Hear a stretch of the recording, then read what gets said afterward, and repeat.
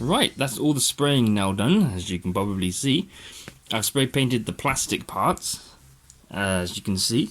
I didn't record that because I couldn't. I actually had to change my recording location, and I had nowhere to mount the camera, the phone, whatever.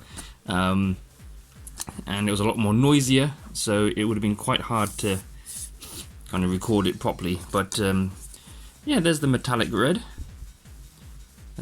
which I think went quite well. I was debating whether or not to prime the plastic first. I was thinking about it, but then I thought, well, I'll give it 1 or 2 coats. If it doesn't work, I'll just sand it down and then primer it. But it seems to have been fine even without the primer. I did use some 1000 grit sandpaper to just lightly scuff it up. But that actually seems to be fine. If it gets like scratched and chipped, I can just sand it down and get some more metallic red and then just spray paint over it. So that shouldn't be too much of a problem. Didn't bother too much with that bit because obviously you won't be able to see that. But yeah, other than that, that went well. The wing mirrors seem to be fine. To the naked eye, once the films come off, it looks like quite a decent match. I thought this might have been too bright because I did back it with bright gunmetal. So, but what we are going to do, however, is remove the window masks, or at least try to. I could probably use a X-Acto knife for this. Oh god, I can't even find the end.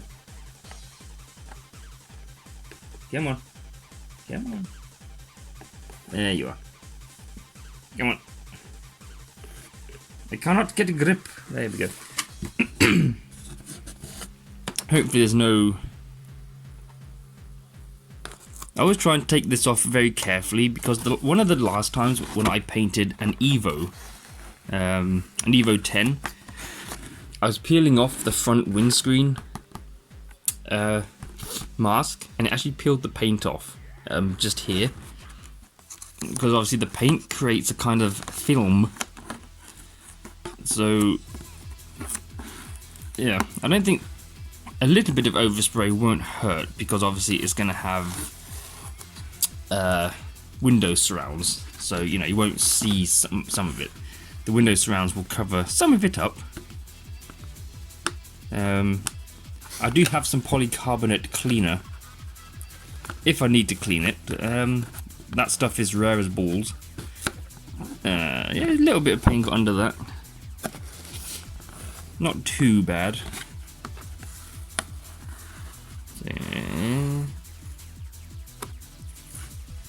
Other than that, I mean, this Tamiya masking tape is freaking awesome. It's kind of... Let's pull that off. Come on. Aha. I probably won't record putting on the decals, or if I do, I might just record 1 or 2. I mean, the decals aren't exactly complicated compared to most. You know, there's no racing liveries or anything. You know, it's not like the Lancia Beta Martini, Lancia Delta. What did I say, Beta? The Lancia Delta Martini livery. You know, it's not like that, or the original Repsol,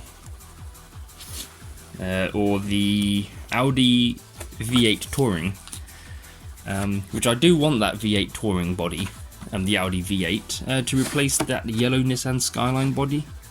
In fact, there's a few body shots I'd like to get for my TT01 and TT02. Hopefully when L&L models get some back in stock, I want to get a Sierra Cosworth and their Sierra Sapphire Cosworth, as well as probably the Volvo 850. I'd like to get the Volvo 850. That looks kind of nice. I've always liked the shape of the 850, both estate and saloon,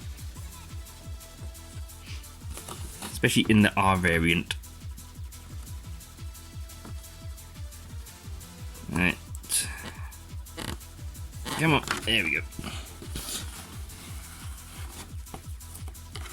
This feels like it's going to be a long video, but because I've got like 9 separate clips to edit in from the spraying, but they're all like less than 3 minutes long, so it's not going to be that long. So yeah, there we go. Yeah, few little oversprays there, but it was a little bit just there. But other than that, that's pretty sweet actually. That's why I said this Tamiya masking tape that they use is freaking awesome. It's so sharp and so crisp. Right, so that's that bit done.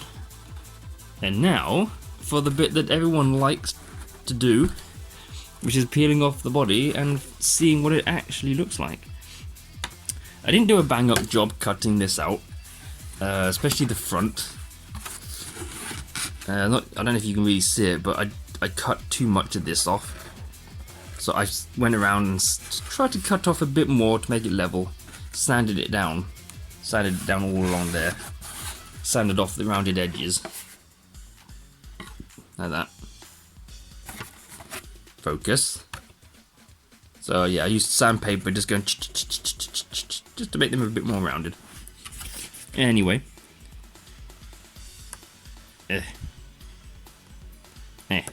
I kind of miss some of the body shells with light buckets, because I want to get an R32 and an R34 body shell again, but kit them out with the light buckets and whatnot. So I've got 2 light units. I probably won't use those though. I might just get one of those cheap killer body ones that is also a program box and can do like the brake lights, reverse lights, indicators and whatnot, and only like £10–12. So I might get one of those for the bodies instead. You can put LEDs in the V8, the Audi V8, but they're not. So, I mean, they're kind of weird light buckets. You have to drill the holes out for the LEDs, and you have to find ways of keeping the LEDs in the light buckets, which is kind of odd. They don't have the traditional chrome plastic light buckets like everything else. It's very bizarre. But people do put LEDs in them nonetheless. Yeah. Okay. Out you come, or off you come. And a bit of a godsend for these kits is that Tamiya pre-cut the wheel arches, which is really handy. Now if they could just pre-cut everything else, you wouldn't have uneven lines. And I didn't use a knife, because if you're scoring along the edge, and all of a sudden you just go, you know, you're going to cut into the body. So I've always been a bit nervous about using a craft knife. I do have one that's plenty sharp. As long as you just, you know, if you have a steady hand, you can just go, you know, very gently. Aha! And now, da da da da.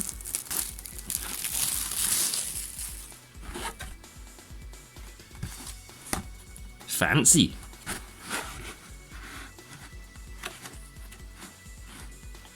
Hey, so how much of a match is it? No, not bad. Yeah, it looks pretty good. It's better than the white that Tamiya says to do. I almost never do box art anyway. It's not just because I don't want to do it that I think the white looks boring. It looks fine, you know, it looks nice. It's nice and crisp and clean.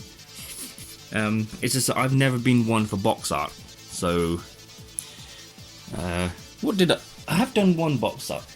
The Hot Shot. The Hot Shot so far is the only one I've done box art, so I did it red.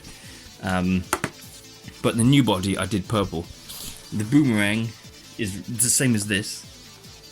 Acro Shot I did purple to start with. Mad Bull, metallic blue, and the Kong head I did metallic red. But now is metallic green.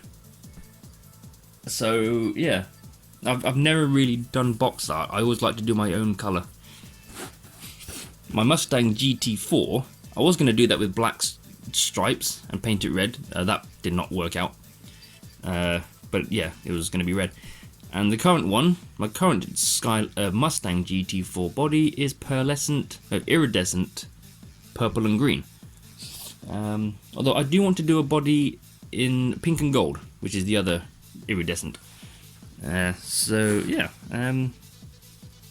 so hopefully these, because these are also pre-drilled, these should just fit. Well, then again, the paint has made it a bit thicker. There we go.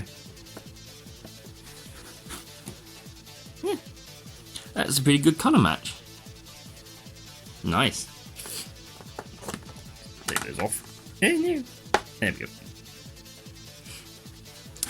So yeah, there we go. The spoiler. So yeah, the next segment of this video about the body shell, like I said, I might show the stickers going on, like one or two, but then I'll just cut to the video with the stickers on. So yeah, because again, it's a bit boring. I could do a time lapse, but yeah, the amount of time it takes to cut everything out and then put it on, and, you know, make sure everything is as it needs to be. So yeah, I'll just leave that there, and then we'll cut away to something else.